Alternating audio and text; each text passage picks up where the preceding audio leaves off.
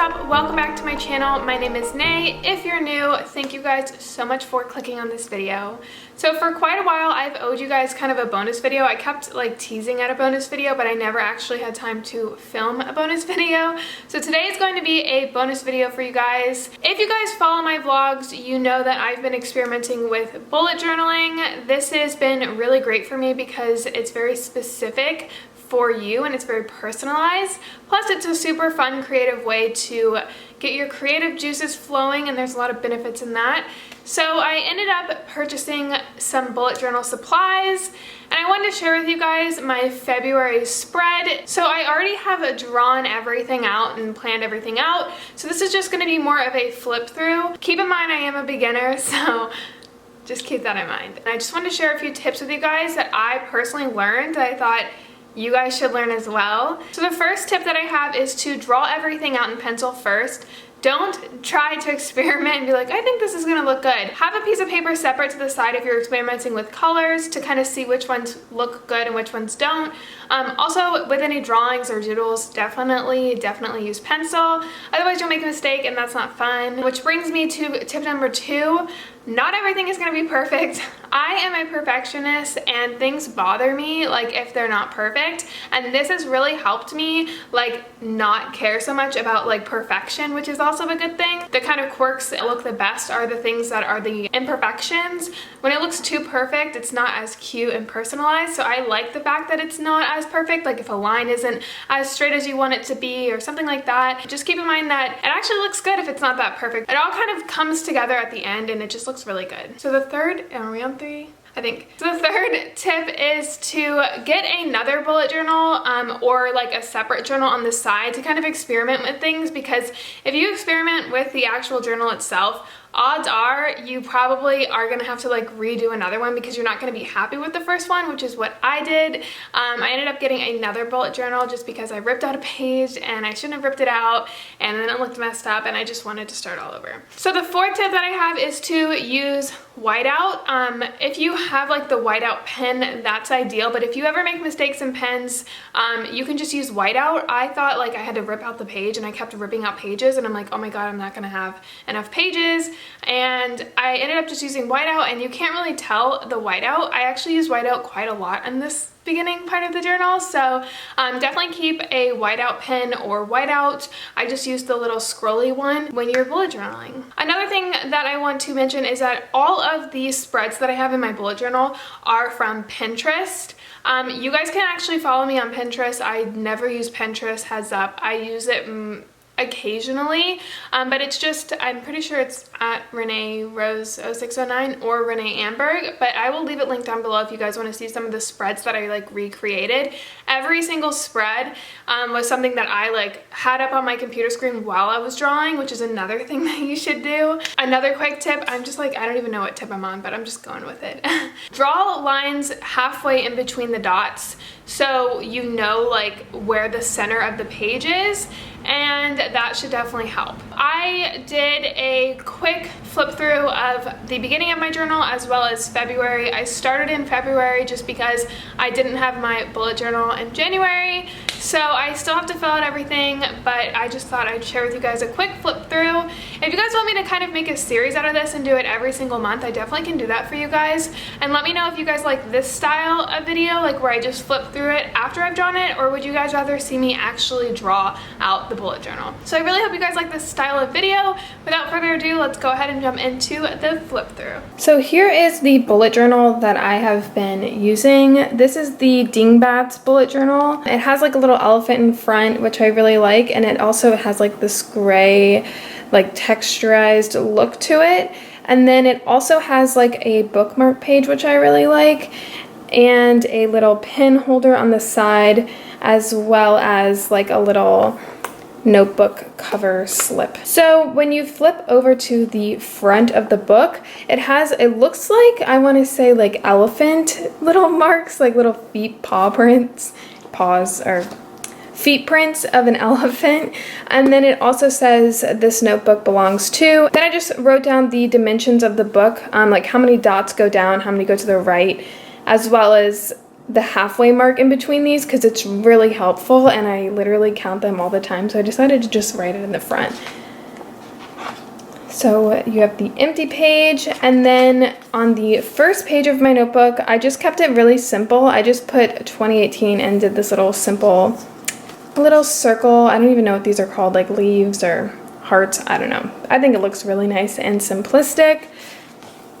Then the second page that I have is my index. This is just to track the little like notes and symbols. So like I have the task, the events, the appointments, the deadlines, YouTube, fitness, expenses, inspiration, important emails, calls, and then I'll just cross it off like this when the task is completed.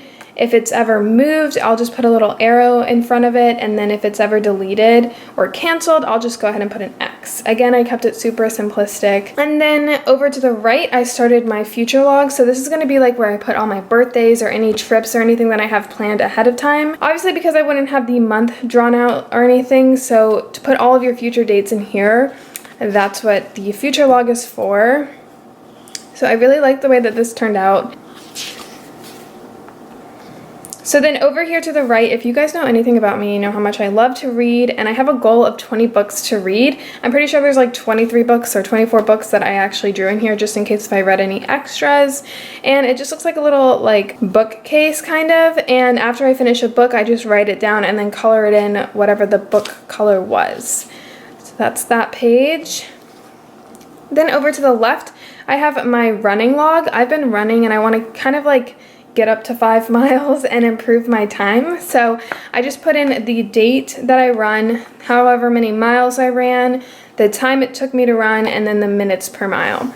It's really simplistic. I really like it. It actually motivates me to run because I just want to log it in and see my record and see if I'm improving. So over here to the right, obviously I have the video idea section for my channel. If any videos come out, I'm thinking because it's only one page and I have like all year to do videos, I think I'm going to use like post-it notes, like those little rectangular post-its, and then like put them all down here, and then when I'm done, just kind of take them off. I don't know how I'm going to do that yet, but that's pretty much this page. Then over to my February spread, I drew like these little hearts. Again, I'm not the best drawer, so I just wanted to keep it super simplistic because I feel that when I try things that look kind of advanced, I end up messing it up, and that's just not fun. Oh, another quick thing is if you ever mess up in this bullet journal, they actually have a perforated like page, so you can actually just take it out like this and it doesn't look all messed up. Another thing though that you want to keep in mind is that obviously if you have a page here and then you mess up on this page, you'll have to like take off and redo this page, so just be careful and use pencil for everything. So I just drew this, looks like roses, I don't know, they're like little circles and little leaves, and I just kept it super simplistic. And then over to the right, I have my expenses. I just have the date, description, the income, and outcome, and I'll fill that in as the month progresses. Then over to the left, I have my habit tracker. So these are some things that I want to incorporate into this month. I have meditation, cardio, strength, yoga, YouTube, Instagram, reading, did I spend or did I not spend, my mantras and Q&A, flossing, dishes, and no sugar. So I just labeled the boxes 1 through 28, and I will go ahead and fill in the boxes every single day and kind of keep track of my habits. I've seen a lot of habit trackers that are kind of like differently laid out, but having them like boxed per habit, you can kind of see and analyze each habit individually, which I really like. Over to the right, I have my mood vine. So I've seen a lot of these. They're like mood trackers, if you will. You can kind of keep track of your mood and how you're feeling. So I just drew this little vine with like hearts and labeled them 1 through 28. The first box is like happy, productive, grateful, anything positive. I will color in like this little light pink. Yellow is content, calm, and relaxed. Purple is sad, lonely, or depressed. And then red is like angry, frustrated, or grumpy. So that will be really good to analyze and see how I'm keeping track of my mood. Then over to the next page, I have my February monthly spread.